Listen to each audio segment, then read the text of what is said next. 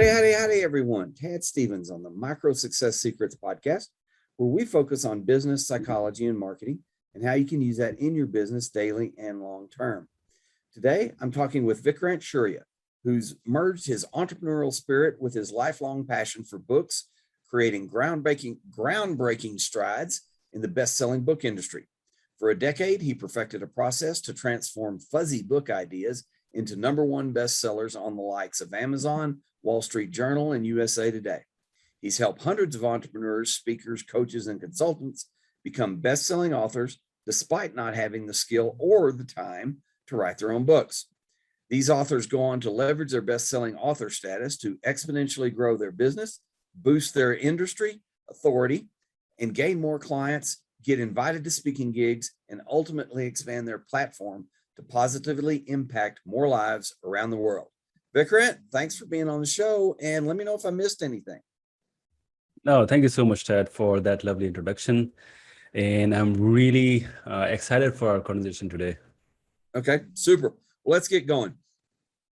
First question I always like to start off with is, in your business or your life, or some combination of both, if you could go back in time and change one decision, would you go back in time and do it? And if you would do it, what would you change it to? So that's a that's a very interesting question with a very interesting answer. The thing is, whenever I sit down and whenever I think that, okay, what were the decisions which I wanted to change in my life? Mm-hmm. I think that when I was struggling with any kind of a problem, any kind of a situation in my life, with all the resources which I had, I did the best in that moment. Right. It means that even if I want to change so many things in my life, I would rather just leave my past as it is, because the person who I am today was because of the decisions which I made, whether it is a good decision, bad decisions, or worst decisions in my life. Right. So everything, if I see that, okay, it was a good decision and this thing happened, which was very good in my life or business, but what about those bad decisions which really helped me understood more about myself, more about my thinking pattern, more about exactly how I make decisions. So, so for me, I would not want to change anything in my life, whatever happened in the past. I just wanted to leave it as it is, because I'm happy, I'm content with the person who I am right now today. And it was all because of the decisions, whether it was good, bad, or worse decisions, which I took in my life and in my business. Right. And just to let you know, I mean, I love your answer. To let you know that that is the most common answer. Most people in your situation, in my situation, that have gotten to the point where we like what we're doing, we like ourselves, we're happy with where we are. We understand that we wouldn't be here if we hadn't made the decisions, good, bad, or in the middle, that we made back then. So excellent answer, very well put. Kind of similar, if you could go back and you could identify one decision that turned out super positive. It's like you can see it, and you know that, you know, you can identify everything that happened before it and everything that happened after it. Do you have one of those? 10 years ago, I was in engineering college. My family wanted me to be an engineer. Like I come from India, and over here, if you are not in medical or if you are not doing engineering, people still think, most of the people think that you are going to be a failure. So it's that way over here too. So don't, it's kind of the same. So just 3 professions are really working best in people's mind. The first is the medical line, the second is engineering, right. The third is the government employee or government person, right? So for me, of course, when I decided that, okay, I'll be doing an engineering, and in just 3 or 6 months, I realized that it is not for me. And I'm not meant to become an engineer, because actually I was meeting so many seniors who also got placement, who were now doing jobs. So when I met them in their offices, they were not happy. They were working in a cubicle. I didn't want that life for myself. Right. So I realized that even if I'll perform really amazing in my college life, even if I'll get amazing grades, even if I'll get an amazing job placement with a really good, handsome salary, I wouldn't be happy. And for You're still me, going to be in a cubicle. exactly. it, so it would be kind of a golden prison. Right. But prison is prison, whether it is a normal prison or it's a golden prison. So for me, of course, I didn't want that. I really needed a freedom, right? And that's the reason I decided to drop out of the college when I was in the third semester of my college. And I believe it was one of the best decisions of my life. Okay, excellent. So, and this could be the same thing. Next question I like, because I follow it with the super positive question, is if you could go back and you could look at a decision you made, which one was the scariest? I think this one was one of the most scariest decisions which I Yeah. took, because my families were against of this decision. My friends, my families, my relatives, my seniors, every one of them was saying that you are doing wrong. Yeah. There was only just one person who stood by myself. She was my girlfriend back then. Now she's my wife. But she was the only one who supported me. She was the only one like who stood by me and saying that just do whatever you want. And but it was very scary for me because all of my friends were in doing the engineering and going like to choosing another path which is completely new. In my entire family there's no one who is in business line. I had no experience at that time that exactly how to do business, how to get sales, marketing, how to build a team. Yeah. I had no experience, no one to tell me exactly how to do business, even no one to actually tell me like even to how to register a company. Mm-hmm. So I learned everything from scratch, and it was one of the scariest thing. So I decided to drop out of the college and wanted to start something of my own, some kind of a business. And Mm-hmm. of course, that scary thing which I was really feeling for, like, okay, what if I'll fail? It happened with me in just 6 months. So I started a company, and within 6 months, it failed miserably, and I was in financial debt, not able to pay my rents, my bills. But I think it was worth it. Everything which I've learned in my business today, which I'm applying in my business, which is working good, was because of the mistakes which I made in my first business. Exactly. Yeah, absolutely. And when you get to those kinds of points, because those are big decisions, but as entrepreneurs, I mean, those are the decisions. And for the listeners, I mean, that's normal. That's Yeah. that's just the way it is. When you come upon those big decisions, they are scary. I mean, we have to deal with decisions every day. That's what we do. We make decisions with incomplete information and knowledge. Do you have a method or a process that you go through to get through those decisions? I mean, do you have a checklist? Do you have and it can be internal, how you do it internally. But how do you go through the process of getting through those decisions so you can come out on the other side? One of the book which I read, which was very inspiring for me, it was kind of a Simon Sinek's book, Start With Why. Okay. So, Yeah. so when I was really struggling whether I should drop out of the college or not, of course, I was aware about this book. I didn't read the book, but I watched some videos, YouTube videos about this topic, Start With Why. I watched some video of Simon Sinek talking about this concept. And for me, when I asked myself that why exactly I'm doing this thing, I was in the third semester of my college. There were still 2.5 years left in my college.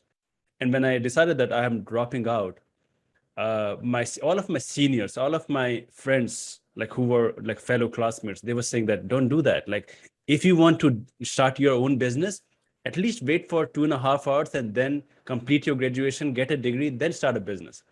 And my answer was that if I'm very much sure that I have to do my business, why I'll be wasting another 2.5 years of my life? Yeah. So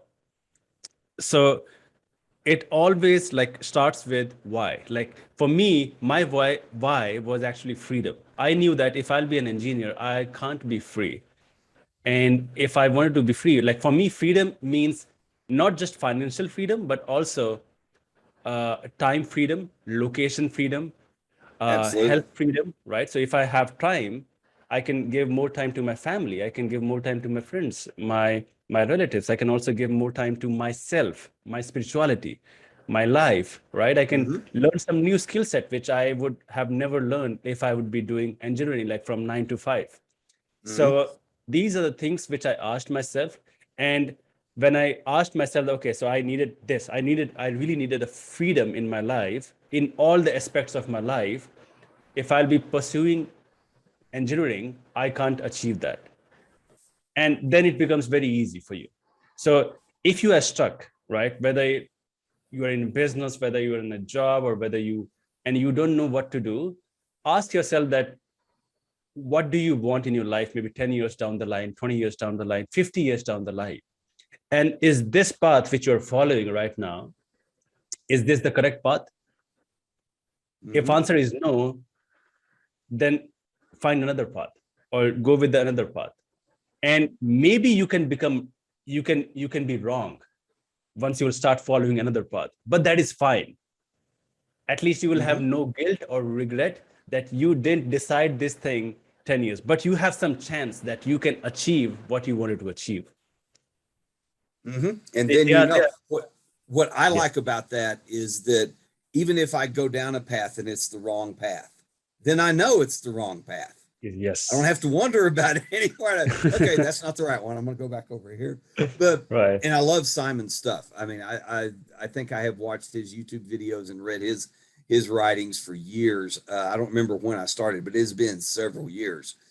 Mm. So let me roll into that because this may be kind of the same as what you just answered. Then this is the last question for the show today, and I always save it for last because to me it is important. It is as I like to say, why do you get out of bed in the morning? Because in the end, you can make money. Like you said, you can be an engineer, you can be a doctor, you can be an attorney. There's a lot of things you can do to make money. Um, but after a while, after you've made the money and you've got going with your you've covered your expenses, why are you doing it? What Mm. gets you out of bed in the morning? What is your passion? Why do you? So when I when I was in this situation, when I dropped out and I failed in my first business and I was not able to pay my rent, my bill, and then I discovered self-publishing, that I could write books, I can publish book, make some money out of it. And Mm-hmm. that time, my why was to pay my bill because I Right. had no money at all. I was in financial debt of more than 5 grand. And then I had to really pay those loan, and I really had to pay my bills and rent. And for me, I was crystal clear that I really have to make money to take care of these. When I started Right. writing books, I started making some money. And then down the line, some people started reaching out to me that, hey, like, can you please help me out writing and publishing book? I started helping them with my coaching consultation. And then some of them, they started reaching out to me that we really don't have the time and skill set to write and publish book. Please help me out. Then I assembled a team of writers, editors, designers, publishers, marketers, and created this done for you book writing, publishing, marketing company through which now we are helping entrepreneurs and thought leaders turn their ideas into best-selling book, even if they don't have the time or the skill set to write a book. Right. So now, of course, whenever we are helping our clients, they are able to generate high quality leads using the book, or get more clients, or get more speaking gigs, or build their personal brand. But they become very much happy when they also receive thank you emails from those readers, that how their life or business changed using reading those books. And when they Mm-hmm. share those thank you messages with us or with my team, like, we become so excited because we realize that we are not only helping our clients, we are also helping those readers who are reading our clients' books. So it is Right. kind of a ripple effect. So whenever we see those thank you messages, like, it is kind of a very special to me, especially, and also to my team, and also to our clients as well. So that's the reason uh, I wake up in the morning. And for me, I believe that books can really change your life. It has certainly changed mine. Like at every point of life, for example, Simon Sinek's book, when I was really like, I decided to start my own business when I read this book called Rich Dad Poor Dad in my college library. And the very Yeah, same day I remember just that. dropped I've out. read that too. Yeah. Yeah, so that book completely changed the entire trajectory of my life. And everything which I do, like I have read books which has changed the way I think, the way I take care of my team, the way I take care of my client, the way I take care of the people around me, right? The way I take care of my health, the way I take care of my body, my mind, my thoughts. So everything started with a book. So think about it, like these people like who have learned so many things in their life, maybe they have experienced 20 years, 30 years, and then they have written a book in just 200 pages. So you can learn the same experience, what they have learned in just in 20 years, in just maybe 2 or 3 days for just Mm-hmm. $10. And that's very special about books. And that's what we are doing. Like we are helping our clients, and we are not only helping our clients, we are also helping the readers who are reading their books. So that's very special to us. And that's why my team and I are really excited for our work. Excellent, excellent. So, and that's great. Time to wrap up, but that's a great way to end it, because I wanted to ask you is first off, I want to thank you for being on the show, and then also ask you, is there anything that you'd like to leave with the listeners and viewers that could benefit them? Yeah, sure. So as I mentioned that we help entrepreneurs, coaches, thought leaders turn their ideas into best-selling book. So for those listeners like who want to write and publish the book themselves, I have created a checklist which we use for our done for you clients. Mm-hmm. And but now we have made it completely public. So if those listeners are going to go to bestsellingbook.com/checklist, they can simply download this checklist, print it out, and paste it on the wall where they're actually writing and publishing book. It's going to make the entire publishing journey so much easy, because it includes all these steps and sub steps which includes or which they have to follow in order to write and publish a successful book. And this checklist also comes with a blueprint which explains how to use the checklist. So I just wanted to give away this gift to your audience, and that can really help them write and publish book and actually produce a best-selling book if they are wanting to write a book for their business or for their life. So I just wanted to share that. Excellent, excellent. And I'll make sure that that gets into the show notes in the description for wherever we publish the audio or video from this show. Again, really, really appreciate that. I think that is awesome. In fact, I'm going to go get that checklist because I'm thinking I've got 2 books out there right now, but I want to do a third one. And I'm one of those guys that, I mean, I don't really have the skill. I can do it, but I don't do it well. But I don't have the time. It's a time thing. I don't have the months to do it. So that sounds like an outstanding offer. I'll make sure that is in the show notes and description. Thank you again for listening, for speaking, for being on the show. Thanks everybody else for listening and viewing. Have a great and safe rest of your week. Be the best that you can be at whatever it is that you're doing. And until next time, this is Tad Stevens with Micro Success Secrets. Bye for now.